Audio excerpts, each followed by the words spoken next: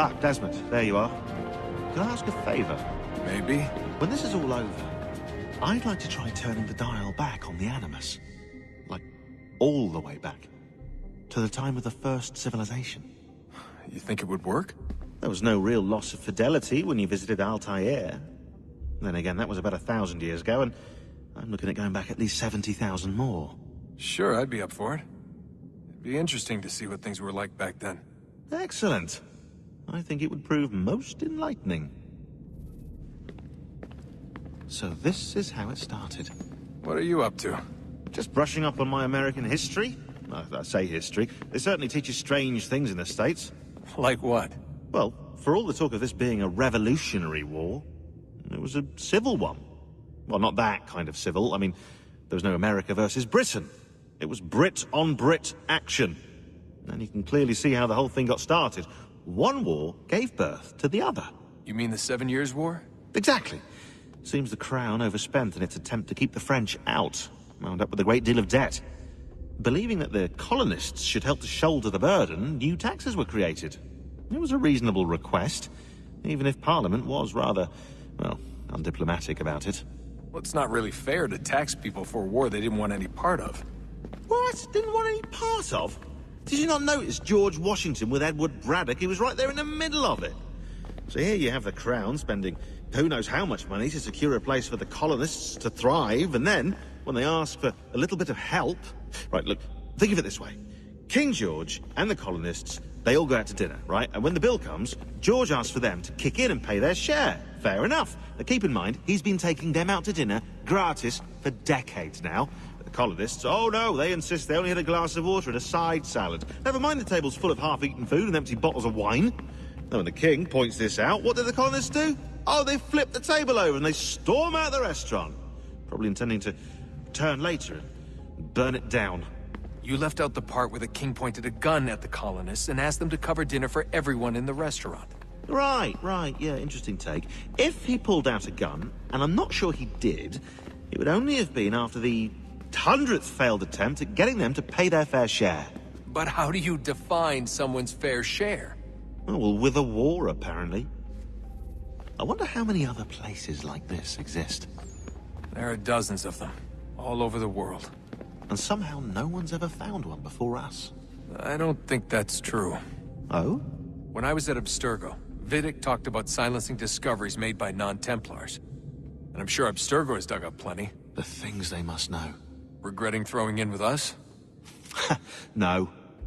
Just looking forward to when we can finally trounce those bastards so I can dive into their archives. Oh, I think I found a lead on another power source. Later, Desmond. I'm in the middle of something very important right now.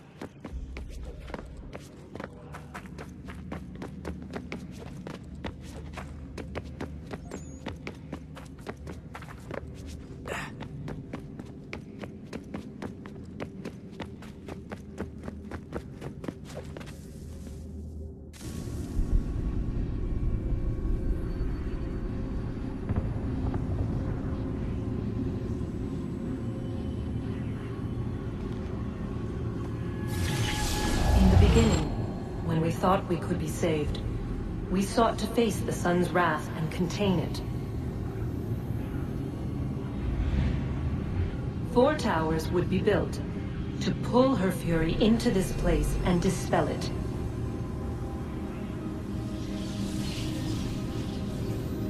But even with all we knew, with all we had, it would take too long. 1,000 years we could labor and still the work would not be done. The first tower was never completed. The project abandoned. We moved on. But while we labored on other endeavors, a few returned. They thought to automate the process. Metal might finish what flesh could not.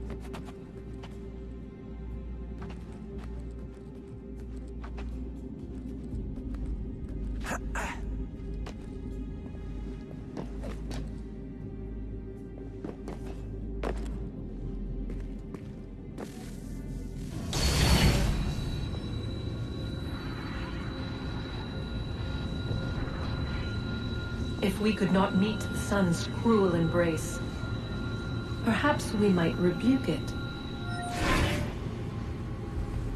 Already we could generate the fields to protect us in times of strife. But these were small and simple things. To replicate them on a scale the size of a world, we lack the energy to make it so. Half the world, they said then. It is better than none at all. We tried. Again, we failed. A quarter, they asked. Even this we could not do. A sixth, an eighth, a tenth, they cried. The answer was still the same. Perhaps in time a city might be spared. But it was time we did not have. So we moved on.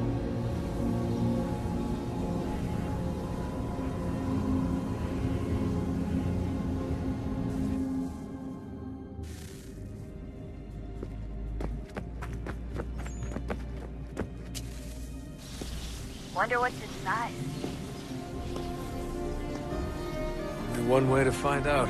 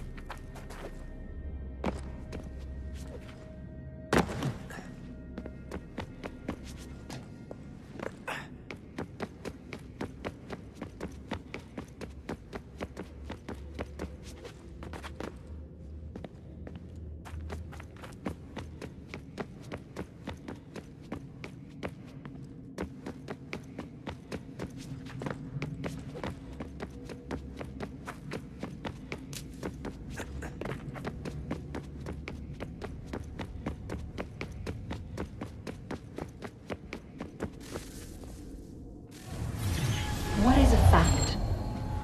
Is it fixed? Immutable? Certain in its existence and only awaiting discovery? Or might it be changed?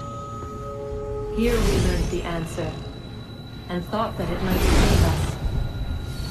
They were used to command, to control, to own. But we soon discovered another use. When enough sat in thrall and were told to believe, their thoughts took on form. What was imagined became real. If 100 minds could wish away a wall or create a tree, what might 1,000 do? 10,000? More? Might we change the consensus and will the thread away? We resolved to send one into the sky where it might illuminate us all. Once placed, a sentence would be uttered. Make us safe. In this way, we would change the consensus. We would save the world. But it never came to be.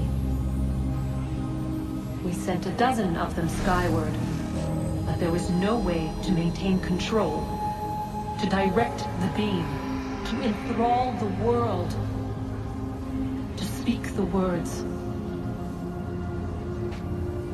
Though this was strange and dangerous, what we tried next was worse.